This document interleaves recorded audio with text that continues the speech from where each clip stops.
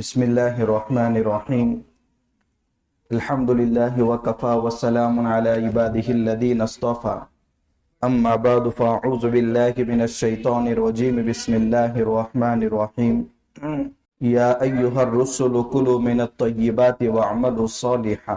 وعن أبي هريرة رضي الله عنه أنه قال قال رسول الله صلى الله عليه وسلم إن الله طيب لا يقبل إلا طيبا وإن الله أمر المؤمنين بما أمر به المرسلين.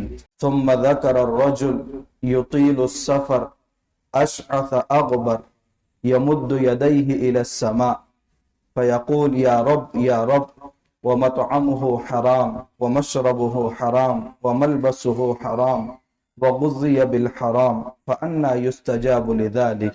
رواه مسلم أو كما قال رسول الله صلى الله عليه وسلم. وفي رواية أخرى لا يدخل الجنة لحم نبت من السحت وكل لحم نبت من السحت كانت النار أولى بها أو كما قال رسول الله صلى الله عليه وسلم. قابل احترام بزرگان دین، گزشتہ ہفتے میں جمعہ کے دن آپ کے سامنے یہ بات آئی تھی کہ اللہ تبارک و تعالیٰ نے کائنات کی ہر چیز میں تاثیر رکھی ہے. اگر انسان کے معدے کے اندر گرم چیزیں جانے لگے تو گرماہٹ پیدا ہوتی ہیں، خشک چیزیں وہ کھانے لگے تو خشکی پیدا ہوتی ہے، تری جانے لگے اندر تو تراہٹ پیدا ہوتی ہے. ہر چیز کی ایک تاثیر ہے. اگر حلال کمائی کا لقمہ اگر پیٹ میں جا رہا ہے تو اس کی بھی تاثیر ہے، اور اگر حرام لقمہ پیٹ میں جا رہا ہے تو اس کا بھی برا نتیجہ ظاہر ہو کر کے رہتا.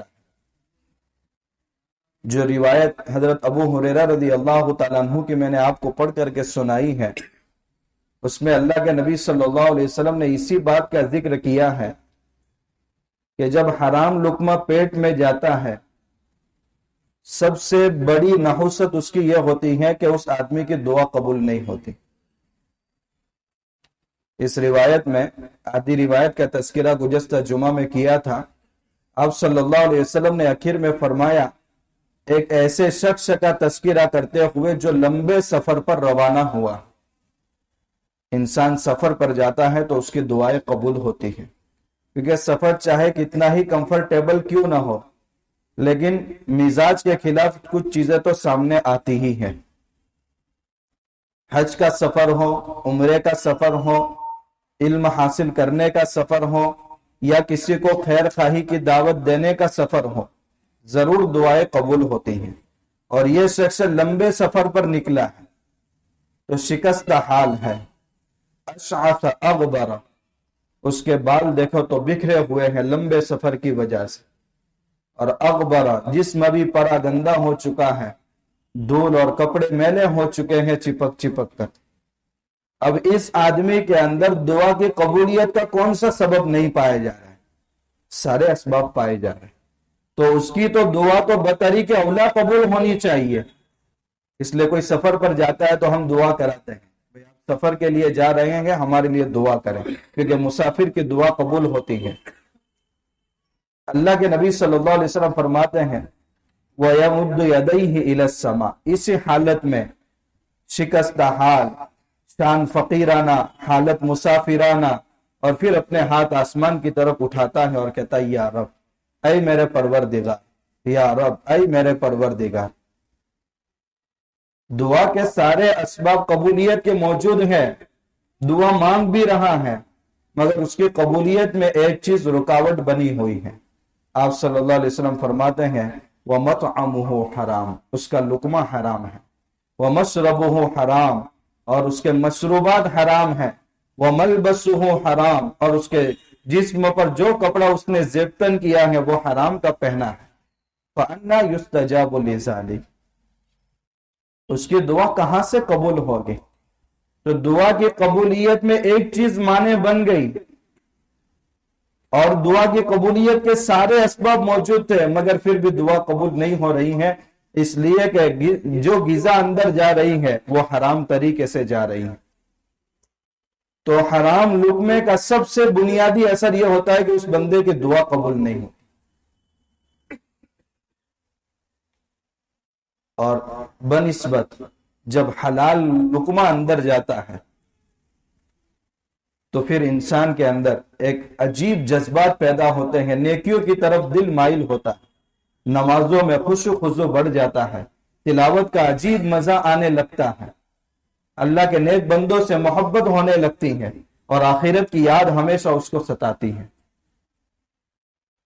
حضرت مولانا مظفر حسین صاحب فرماتے ہیں ایک مرتبہ میں سفر پر نکلا تو ایک مسجد میں میرا قیام ہوا مسافر کی حیثیت سے. جب اس گاؤں میں ایک شخص کو پتا چلا کہ میری مسجد کے اندر ایک مسافر آیا، رات کا وقت ہے، ہوٹل میں تو کھا نہیں سکتے، وہ شخص آیا اور 3 روٹیاں ان کے سامنے پیش کر کے پھر چلا گیا. وہ فرماتے ہیں میں مسافر تھا، میں نے بھوکا تھا تو 3 روٹیاں کھائی اور اس کے بعد پھر سو گئے. اس رات میں اللہ کے نبی صلی اللہ علیہ وسلم کی 3 مرتبہ مجھے خواب میں زیارت ہوئی.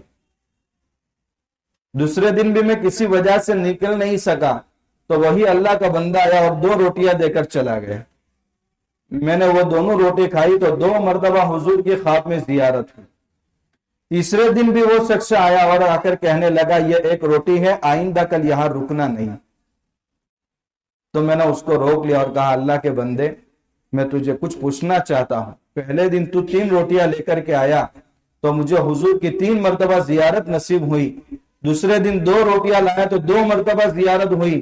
آج 1 روٹی لایا ہے اور تو کہہ رہا ہے کہ آئندہ رکنا نہیں، کیا ماجرا ہے؟ تو اس نے کہا کہ میں اسی دیہات کا رہنے والا ہوں، پورے دن جنگل میں لکڑیاں کاٹ کر کے اس کو فروخت کرتا ہوں اور 3 روٹیاں خریدتا ہوں، 1 روٹی میرے لیے، 1 روٹی میری اہلیہ کے لیے اور 1 روٹی میرے بچے کے لیے. جب پہلے دن مجھے پتا چلا کہ میرے مسجد کے اندر ایک مسافر آیا ہے، آج بہت اس میں کوتاہی ہو رہی ہے.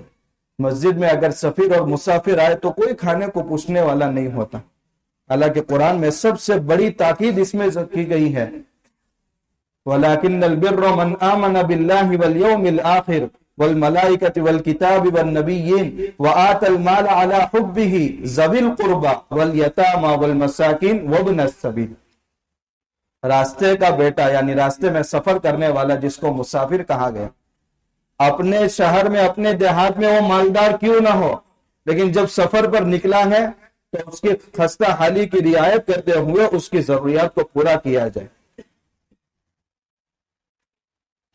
تو اس شخص نے کہا میں 3 روٹیاں خرید کر اپنے گھر لے کر آیا، لیکن پتا چلا کہ مسجد میں مسافر ہیں تو میں اپنی حصے کی 1 روٹی آپ کے لیے لے کر آ رہا تھا. تو بیوی نے کہا کہ وہ اللہ کا مہمان میرے حصے کی بھی روٹی کھا لے، آپ میرے پاس سے بھی لے جائے. اتنے میں بیٹے نے بھی کہا کہ آپ میری بھی لے جاؤ اور 3 روٹیاں جمع کر کے اللہ کے مہمان کو کھلاؤ. تو میں 3 روٹی لے کر کے آیا. دوسرے دن اور ہم اسی حالت میں سو گئے اور ہم سب کا روزہ تھا گھر میں.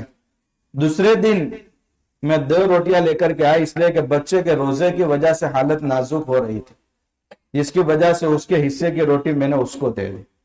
آج تیسرا دن ہے، بیوی کی حالت نازک ہے، اس لیے میں نے اس کے حصے کی روٹی اس کو دے دی اور میں اپنے حصے کی روٹی آپ کو کھلا رہا. ہو سکتا ہے آئندہ بھی اگر آپ یہاں رکے تو میری حالت بھی نازک ہو جائے اور میں اپنے حصے کی روٹی بھی آپ کو نہ دے سکوں، اس لیے میں نے کہا کہ آئندہ یہاں رکنا نہیں ہے ورنہ آپ کے کھانے کا انتظام نہیں ہوگا. حضرت مولانا مظفر حسین صاحب فرماتے ہیں اس بندے کی داڑے پسینے کی کمائی اور حلال کی برکت یہ ہے کہ 3 روٹی کھائی تو حضور کی 3 مرتبہ زیارت نصیب ہوئی، 2 روٹی کھائی تو 2 مرتبہ زیارت نصیب ہوئی. یہ حلال کمائی کی برکات ہے. حضرت امام شافعی رحمت اللہ علیہ جو سن ہجری 150 میں پیدا ہوئے اور 204 ہجری میں دنیا سے رخصت ہوئے، وقت کے بہت بڑے امام ہیں. ان کی بیٹیوں نے کہا ابا کسی اللہ کے ولی کو ہمارے گھر میں دعوت دو، ہم اپنے ہاتھ سے کھانا پکا کر ان کو کھانا کھلانا چاہتی ہیں. تو ابا نے کہا ٹھیک ہے میں اللہ کے ولی کو تلاش کرتا ہوں. امام احمد بن حنبل رحمت اللہ علیہ خود امام شافعی رحمت اللہ علیہ کے شاگرد ہیں، ان کو دعوت دی. اور گھر میں آ کر یہ نہیں بتایا کہ میرے پاس پڑھنے والا ایک طالب علم گھر میں آ رہا ہے، اللہ کا ولی گھر میں آ رہا ہے، لہذا اس کی ضیافت اور مہمان نوازی میں کوئی کمی نہیں ہونی چاہیے۔ تو بچیوں نے وضو کیا، 2 رکعت نماز پڑھی اور اس کے بعد کھانا پکایا۔ کھانا پکانے کے بعد پھر عشاء کے وقت یہ دونوں حضرات کھانے کے لیے بیٹھے تو بچیوں نے ایک آدمی سے زیادہ کھانا حضرت امام احمد بن حنبل رحمت اللہ علیہ کے سامنے پیش کیا۔ امام احمد بن حنبل رحمت اللہ علیہ اس دن ایک آدمی سے زیادہ کھانا کھا گئے، اور پھر دونوں امام شافعی رحمت اللہ علیہ اور امام احمد بن حنبل رحمت اللہ علیہ عشاء کی نماز کے لیے نکلے تو بیٹیاں اسی کمرے میں گئی اور جا کر کے انہوں نے یہ سوچا کہ صبح چونکہ اللہ کے ولی ہیں تو تہجد کے لیے وضو کے پانی کی بھی ضرورت پڑے گی اور مصلی کی بھی ضرورت پڑے گی، تو پانی کا لوٹا بھی رکھ لیا اور مصلی بھی رکھ لیا۔ لیکن جب امام شافعی رحمت اللہ علیہ عشاء کی نماز سے فارغ ہو کر کے آئے تو بچیوں نے کہا کہ ابا جان آپ کہہ رہے تھے یہ اللہ کے ولی ہیں اور انہوں نے تو کھانا ایک آدمی کی مقدار سے زیادہ کھایا ہے۔ تو حضرت نے فرمایا میں پوچھ لوں گا ان سے، لیکن امام شافعی رحمت اللہ علیہ نے امام احمد بن حنبل رحمت اللہ علیہ سے پوچھا نہیں۔ جب صبح فجر کی اذان ہوئی تو امام احمد بن حنبل رحمت اللہ علیہ فجر کی نماز کے لیے سیدھے مسجد کو نکلے، اور یہ بیٹیاں پھر اسی کمرے میں داخل ہوئی، دیکھا تو لوٹا پانی کا بھرا ہوا اسی حالت میں ہے، اور مصلی بھی جس حالت میں اس کو فولڈ کر کے رکھا تو اسی حالت میں رکھا ہوا ہے۔ اب امام شافعی رحمت اللہ علیہ نماز سے فارغ ہو کر جب گھر آئے تو کہا ابا جان آپ کہہ رہے تھے اللہ کے ولی ہمارے گھر پر آ رہا ہے، انہوں نے تو تہجد کی نماز بھی نہیں پڑھی اور بغیر وضو کے فجر کی نماز کے لیے وہ مسجد میں گئے ہیں۔ اب امام شافعی رحمت اللہ علیہ سے رہا نہیں گیا اور کہا میری بچیوں کے چند سوالات ہیں۔ امام احمد بن حنبل رحمت اللہ علیہ نے فرمایا یہ چیز میں چھپانا چاہتا تھا، لیکن جب آپ نے سوال کیا ہے تو میں بتا دوں۔ رات میں جب کھانے کے لیے بیٹھا اور پہلا لقمہ میرا حلق کے نیچے اترا تو اس کی جو نورانیت مجھے محسوس ہو رہی تھی تو میں نے یہ سوچا کہ آج کے بعد اتنی صاف شفاف غذا کہاں نصیب ہوگی، تو میں نے ایک آدمی سے زیادہ کھانا کھایا، اور جب میں رات میں لیٹا بستر پر تو اس حلال لقموں کی برکت سے قرآن کریم کی ایک آیت میرے ذہن میں پوری رات مستحضر رہی، اور اس آیت سے میں نے 100 مسائل نکالے قرآن کی ایک آیت سے۔ اور اللہ کے نبی صلی اللہ علیہ وسلم کی روایت ہے جو اللہ کا بندہ دین کا ایک مسئلہ اگر سیکھ لیتا ہے 1000 رکعت نوافل پڑھنے سے افضل، اور میں نے ایک آیت سے 1000 مسائل نکالیں گے تو 1,00,000 نوافل کا ثواب مجھے ایسے ہی مل گئے۔ یہ معمولی بات ہے، قرآن کی ایک آیت سے 100 مسائل کا استنباط کرنا۔ امام محمد رحمت اللہ علیہ نے جب المبسوط کتاب لکھی، تقریباً اس میں 1500 مسائل ہیں، جب ایک غیر مسلم نے اس کتاب کو پڑھا کہ چھوٹے چھوٹے مسائل کا تذکرہ اس میں موجود ہے تو اس نے کہا ھذا کتاب محمدکم الاصغر فکیف کتاب محمدکم الاکبر، تمہارے چھوٹے محمد کی کتاب کا یہ حال ہے تو بڑے محمد کی کتاب یعنی قرآن کا کیا حال ہوگا۔ یہ کہہ کر اس نے کلمہ پڑھ لیا اور اسلام قبول کر لیا۔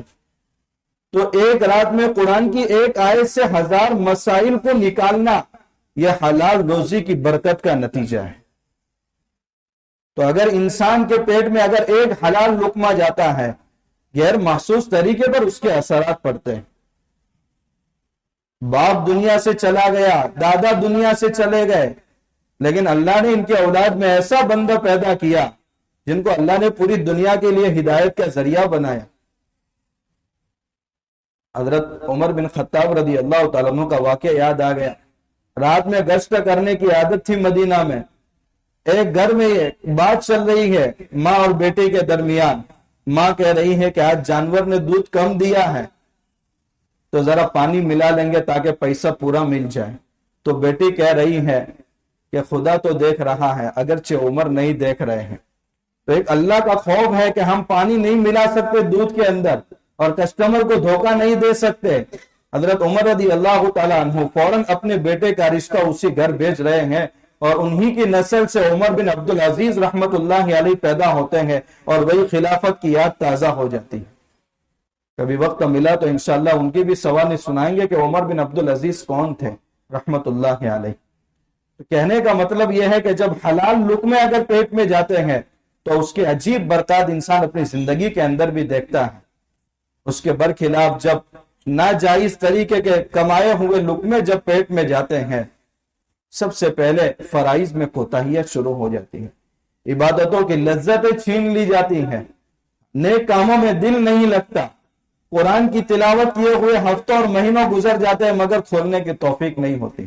علماء نے لکھا ہے جب حرام لقمہ پیٹ میں جاتا ہے اللہ کے بندوں سے، نیک بندوں سے نفرت شروع ہو جاتی ہے اور آخرت کی گرفت بہت ڈھیلی پڑ جاتی ہے۔ مہینوں گزر جاتے ہیں، قبر کا وحشتناک منظر کا تصور کبھی نہیں آتا، اور یہ سب ہمارے ساتھ ہو رہا ہے۔ اس لیے ہم کو اپنی کمائی پر نظر ثانی کرنے کی ضرورت ہے۔ وَلَا تَأْكُلُوا أَمْوَالَكُمْ بَيْنَكُمْ بِالْبَاطِلِ، تم لوگوں کے مال کو ناحق طریقے پر مت کھا۔ دنیا کی عدالت میں تم مقدمہ جیت چکے ہو، گواہ بھی تم نے خرید لیے، وکیل بھی تم نے خرید لیے، مگر اللہ کی عدالت کا سامنا اور باقی ہے، جہاں دودھ کا دودھ اور پانی کا پانی سب الگ ہونے والا ہے، اور اس عدالت کا کامیاب ہمیشہ کے لیے کامیاب ہوگا اور اس عدالت کا مجرم ہمیشہ کے لیے مجرم ہوگا۔ ایک مرتبہ اللہ کے نبی صلی اللہ علیہ وسلم مدینہ کے مارکیٹ میں تشریف لے گئے۔ آپ نے دیکھا کہ گیہوں کا ایک ڈھیر رکھا ہوا ہے اور تاجر پاس میں کھڑا ہے۔ اللہ کے نبی صلی اللہ علیہ وسلم نے اس گیہوں کے ڈھیر میں اپنا ہاتھ داخل کیا تو پتا چلا کہ اندر بھیگے ہوئے گیہوں ہیں۔ تو آپ نے تاجر سے پوچھا کہ یہ تم نے کیا کیا ہے؟ کہا یا رسول اللہ، رات میں بارش ہوئی تو میرے گیہوں کا کچھ حصہ بھیگ گیا تو میں نے وہ حصہ اندر کر لیا اور خشک حصہ اوپر رکھ لیا تاکہ میرا سارا سامان بک جائے۔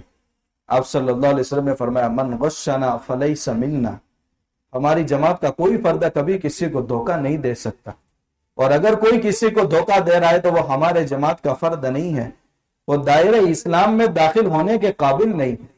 آج ہم ہمارے بازاروں کا حال دیکھیں، پیاز کی ڈھیری لگی ہوئی ہے، فروٹ کی ڈھیری لگی ہوئی ہے، اچھا مال اوپر ہے اور خراب مال اندر ہے۔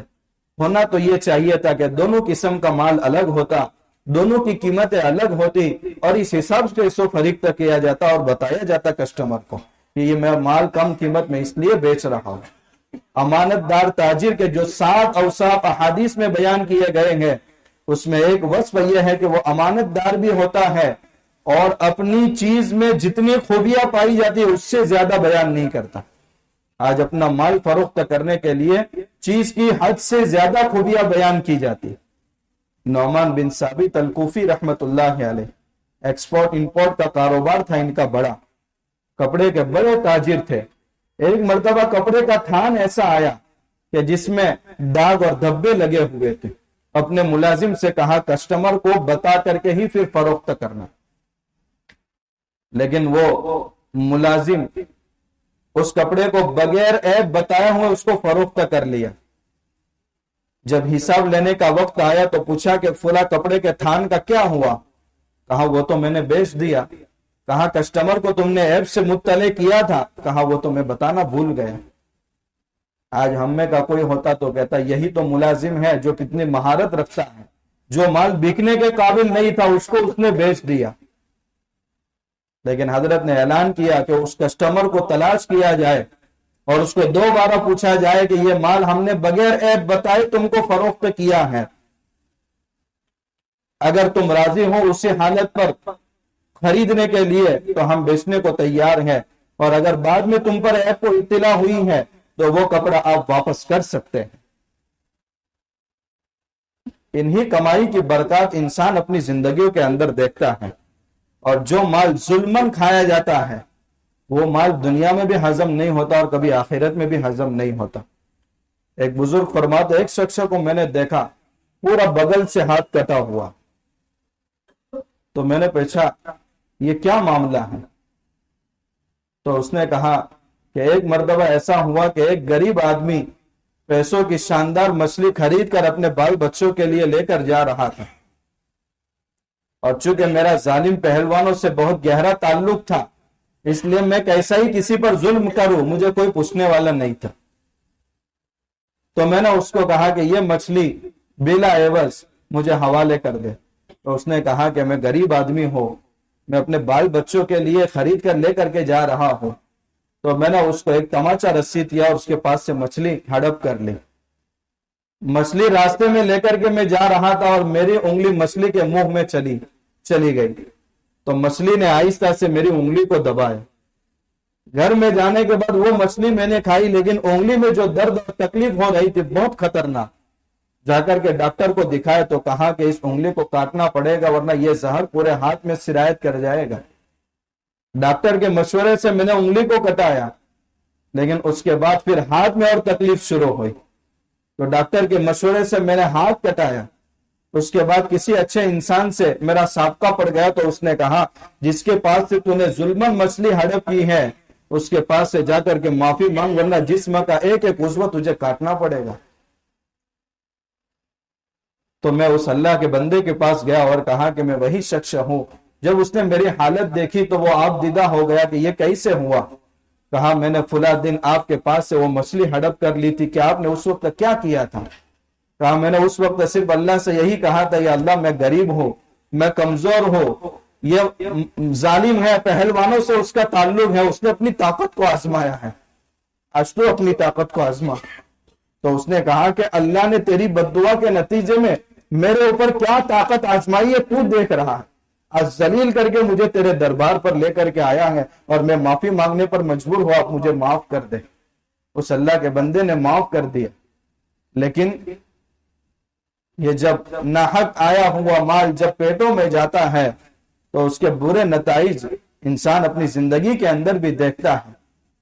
یہ باتیں بیان کرنے کا مقصد صرف یہی ہے, چونکہ یہ چیزیں سامنے آنی چاہیے اور نہیں آتی, جس کی وجہ سے انسان موت کے منہ تک جا رہا ہے مگر حرام سے بچنے کی توفیق پیدا نہیں ہوئی. الحمدللہ اللہ کے وہ بندے بھی ہیں ایسے جن کے سامنے یہ صاف صاف باتیں آ گئی, انہوں نے ارادہ کر لیا مجھے اللہ کو کبھی ناراض نہیں کرنا, اللہ کے رسول کے طریقوں کو کبھی نہیں توڑنا. اللہ نے ان کو توبہ کی بھی توفیق دی اور انہوں نے جن کے پاس سے ناجائز طور پر مال لیا تھا سب کو حوالے بھی کر دیا اور دنیا سے ایسے رخصت ہوئے گویا وہ اللہ کے ولی بن چکے ہیں. اس لیے ان چیزوں کو سننے کے بعد ہمارے دلوں کے اندر یہ داعیہ پیدا ہونا چاہیے, حلال اور حرام کی فکر ہمارے دلوں کے اندر پیدا ہونی چاہیے. آج سود خوری ہمارے سماج میں یہ بیماری اتنی عام ہوتی جا رہی ہے کہ اب تو حرام چیزوں کو اور حرام طریقوں کو بھی حلال کرنے کی فکر ہو رہی ہے. اس سے صورتیں مسخ ہو جاتی ہے. بنی اسرائیل کے اندر ایک بیماری عام تھی. اللہ نے منع کیا تھا کہ سنیچر کے دن تم مچھلیوں کو مت پکڑو اور اپنی تجارتی سرگرمیوں کو اس سے باز آؤ, لیکن انہوں نے ہیلا کیا, ہم یہ حرام کام نہیں کریں گے لیکن دریا کے قریب ایک چھوٹا سا تالاب بنا دیں گے تاکہ سنیچر کے دن ساری مچھلیاں آ جائے گی, اس میں جمع ہو جائے گی, اتوار کے دن پکڑیں گے اس کو. تو ایک حرام کی ہوئی چیز کو حلال کرنے کی کوشش. کونوا قردۃ خاسئین, اللہ کا حکم آیا ذلیل بندر بن جاؤ, شکلیں بدل گئی. اس لیے اللہ کے نبی صلی اللہ علیہ وسلم نے فرمایا یوم یخرجون من الاجداث سراعا, کل قیامت کے دن لوگ اپنی قبروں سے اٹھ کر کے دوڑ رہے ہوں گے, لیکن کچھ اللہ کے بندے ایسے بھی ہوں گے جن کو مرغی کی طرح شیطان نے چھو کر کے کھپتی بنا دیا ہو, وہ گرتے پڑتے پڑتے ویسے ہی میدان محشر کی طرف جائیں گے. آپ صلی اللہ علیہ وسلم جب معراج پر گئے تو آپ نے دیکھا کہ کچھ لوگوں کو فرشتے پتھر ان کے سروں پر مار رہے ہیں, پھر اس کے بعد جب دوبارہ ان کو صحیح سالم بنایا جاتا ہے پھر دوبارہ پتھر مارا جاتا ہے. اللہ کے نبی صلی اللہ علیہ وسلم حضرت جبرائیل سے پوچھ رہی ہے کون لوگ ہیں, کتنا خطرناک معاملہ ان کے ساتھ ہو رہا ہے. کہا یا رسول اللہ یہ نمازوں میں کوتاہی کرنے والے لوگ ہیں. عن المجرمین ما سلککم فی سقر, بل مجرموں سے لوگ جنت کے لوگ پوچھیں گے اس چیز نے تم کو جہنم کے اندر داخل کیا. قولوا لم نک من المصلین, ہم نماز نہیں پڑھتے تھے. بہت افسوس ہوتا ہے اتنا بڑا مجمع دونوں فلور بھرے ہوئے ہیں لیکن یہ تعداد فجر کی نماز میں کہاں جاتی ہے. یہی کاروبار کی مشغولیت ہم کو نماز سے روک دیتی ہے. اتنی لمبی راتیں 12-13 घंटे की रातें आइंदा हमें नसीब हो ना हो, लेकिन कम से कम इतनी लंबी रातों में तो फजर की नमाजों का तो एहतिमाम होना चाहिए। ये उन्हीं गिजाओं का असर है कि इंसान चाहते हुए भी बिस्तर से उठकर मस्जिद को नहीं आ सकता। यही रोना तो अल्लामा इकबाल ने रोया है, बिस्तर से उठकर मस्जिद को न जा सके इकबाल, और तमन्ना करते हैं कब्र से उठकर जन्नत में जाने की। इतनी ताकत अगर दुनिया के अंदर नहीं है तो आखिरत में वो ताकत कहां से लाएंगे। एक दूसरी जमात को देखा, इनकी शर्मगाह पर चिथड़े लपेटे हुए हैं। ये अंदोनाक मंजर देख करके हुजूर ने फरमाया, जिब्राइल ये कौन लोग हैं? कहा, या रसूल अल्लाह, ये आपकी उम्मत के वो लोग हैं जो अपने मालों की ज़कात अदा नहीं करते थे। तीसरी जमात का मंजर आपने देखा कि इनके पेट इतने बढ़ चुके हैं गोया एक पूरा मकान है, और अल्लाह के नबी सल्लल्लाहु अलैहि वसल्लम फरमाते हैं, बाहर से मुझे नजर आ रहा है कि उन पेटों के अंदर सांप और बिच्छू दौड़ रहे हैं। मैंने पूछा, जिब्राइल ये कौन लोग हैं? कहा, या रसूल अल्लाह, ये वो लोग हैं जिनके पेटों में हराम के लुक़मे गए, ये सूद खोरी में मशगूल थे, जिसकी वजह से आज इनकी ये हालत है। यमहकुल्लाहु रिबा व युर्बिस सदक़ात, सूद का पैसा ज्यादा दिखता है मगर उसकी बरकत खत्म हो चुकी होती है। अल्लाह खुद कुरान में फरमाता है, हाँ, एक गुना अल्लाह ने ऐसा फरमाया है, आ जाओ मुझसे जंग का ऐलान कर, फअज़नु बिहर्बिन मिन अल्लाह, मेरा ऐलान जंग है उस शख्स से कि जिन हराम लुक़मे को मैंने हराम किया है वो उसको हलाल समझ करके खा रहा। हजरत अब्दुल्लाह बिन मसऊद रज़ी अल्लाह तआला अन्हु फरमाते हैं, अल्लाह के नबी सल्लल्लाहु अलैहि वसल्लम ने फरमाया, जिसके पास 1 दिरहम हलाल का हो और 1 दिरहम सूद का हो, वो सूद का दिरहम खा रहा है, 40 दिन तक उसकी नहुसत की वजह से उसकी नमाज मकबूल नहीं होती। आज ये बीमारी बहुत ज्यादा आम हो गई। इससे बचा जाए तो कैसे बचा जाए? सारी शक्लें मौजूद हैं, बस एक अल्लाह का खौफ दिल के अंदर पैदा हो जाए। रोजे की जिम्मेदारी उस अल्लाह ने ले रखी है। अल्लाह अपने मुजरिमों को भूखे नहीं मारता, अपने से डरने वाले बंदों को अल्लाह ताला भूखे मारेगा। वहुव यतवल्लस सालिहीन, वो तो नेक लोगों का कफील है, वो तो नेक लोगों का जिम्मेदार है। जो जितना ज्यादा उसका खौफ खाए हुए रहता है, अल्लाह उसके लिए गैब से इतना इंतजाम करता है। इसलिए घबराने की जरूरत नहीं है कि अगर हम ऐसी चीजों में मशगूल हो गए उससे बचने की क्या शक्ल है। हम ये इरादा करें कि आइंदा मुझे अपने एक एक लुक्म के बारे में, तिजारत का जो भी तरीका मैं अपनाऊंगा, पहले तहकीक करूंगा क्या ये मेरे लिए हलाल है। अगर हलाल है तो मैं खूब कमाऊंगा, शरीयत ने इसकी भी इजाजत दी है। लेकिन अगर वो तरीका नाजायज है, मैं अल्लाह को कभी नाराज नहीं कर सकता। मैं अल्लाह की अदालत में मुजरिम बनकर आने की मेरे अंदर हिम्मत नहीं।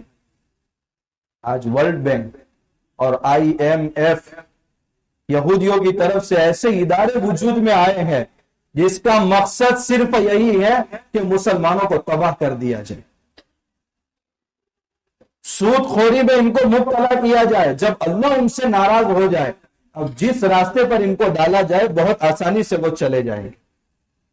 आज नाजायज तरीकों की तरफ दावत दी जा रही है और उसमें सबसे पेश हमारी कौम के लोग होते हैं, और अच्छाई की तरफ दावत दी जाती है तो कदम नहीं उठते।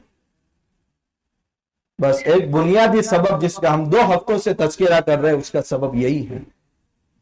उसको अगर एक मिसाल से समझाया जाए, ये अपनी नई नई स्कीमें ला करके बहुत अच्छे अंदाज में हमारे सामने आते हैं, लेकिन मकसद यही होता है कि हमारी नस्लों को तबाह कर दिया जाए। इन सूदी कारोबार में वालिद या दादा फंस करके ऐसे गए कि अब उसी इनके खींचे हुए गुर्बत के खत से इनकी नस्लें निकल नहीं पाती। इसको अगर एक मिसाल से समझाओ, वक्त तो बहुत कम है, शायद मिसाल आधी रह जाए तो आइंदा हफ्ते इसको बयान करेंगे। ये वर्ल्ड बैंक जो है, भांजे को उसके दर्जे में रख लीजिए और उनसे फायदा उठाने वाले बज़ाहिर इनको मामुओं के दर्जे में रख लीजिए। एक भांजा था और उसके 7 मामू थे।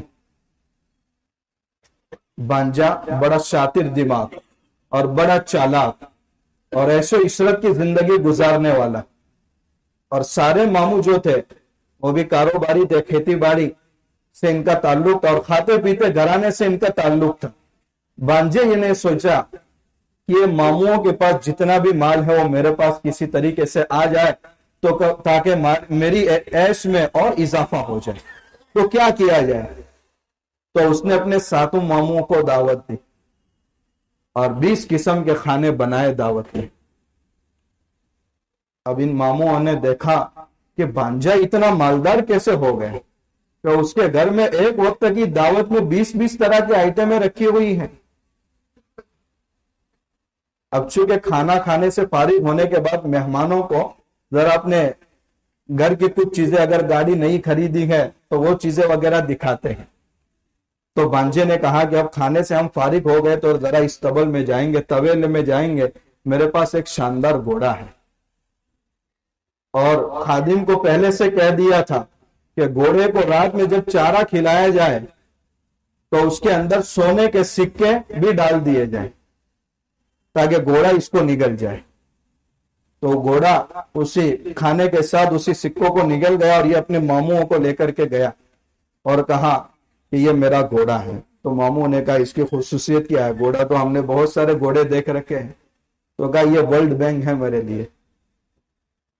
یہ جب کھانے کے بعد پاخانہ کرتا ہے تو اس پاخانہ کو دھو کر کے